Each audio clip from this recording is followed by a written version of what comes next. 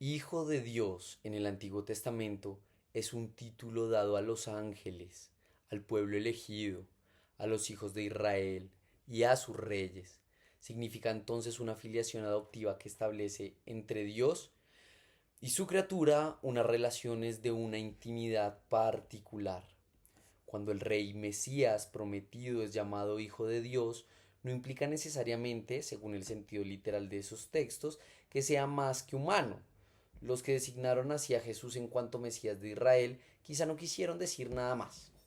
No ocurre así con Pedro cuando confiesa a Jesús como el Cristo, el Hijo de Dios vivo, porque Jesús le responde con solemnidad: no te ha revelado esto ni la carne ni la sangre, sino mi Padre que está en los cielos. Paralelamente, Pablo dirá a propósito de su conversión en el camino de Damasco: cuando aquel que me separó desde el seno de mi madre y me llamó por su gracia, tuvo a bien revelar en mí a su Hijo para que le anunciase entre los gentiles, y enseguida se puso a predicar a Jesús en las sinagogas, que él era el Hijo de Dios. Este será desde el principio el centro de la fe apostólica, profesada en primer lugar por Pedro como cimiento de la Iglesia.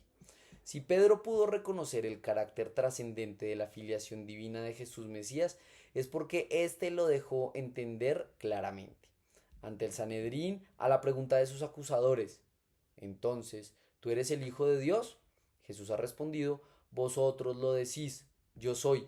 Ya mucho antes, él se designó como el Hijo que conoce al Padre, que es distinto de los siervos de Dios, que Dios envió antes a su pueblo.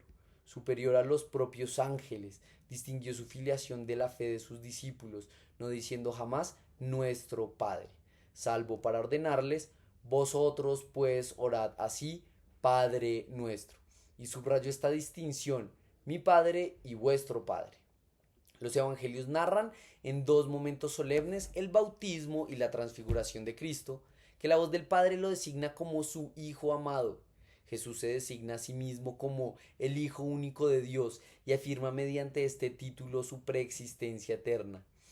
Pide la fe en el nombre del Hijo único de Dios. Esta confesión cristiana aparece ya en la exclamación del centurión delante de Jesús en la cruz: verdaderamente, este hombre era hijo de Dios.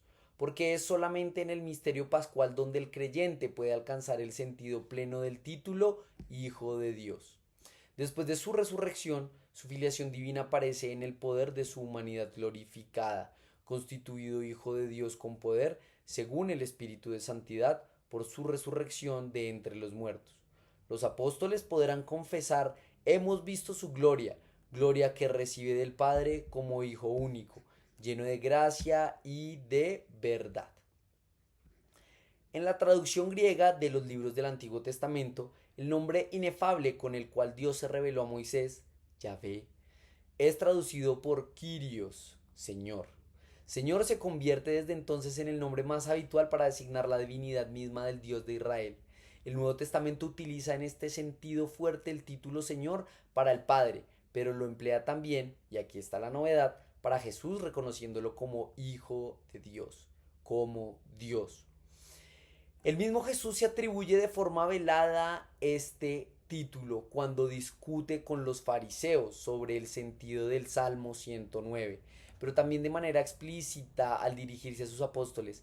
A lo largo de toda su vida pública, sus actos de dominio sobre la naturaleza, sobre las enfermedades, sobre los demonios, sobre la muerte y el pecado demostraban su soberanía divina. Con mucha frecuencia en los evangelios hay personas que se dirigen a Jesús llamándole Señor. Este título expresa el respeto y la confianza de los que se acercan a Jesús y esperan de él socorro y curación.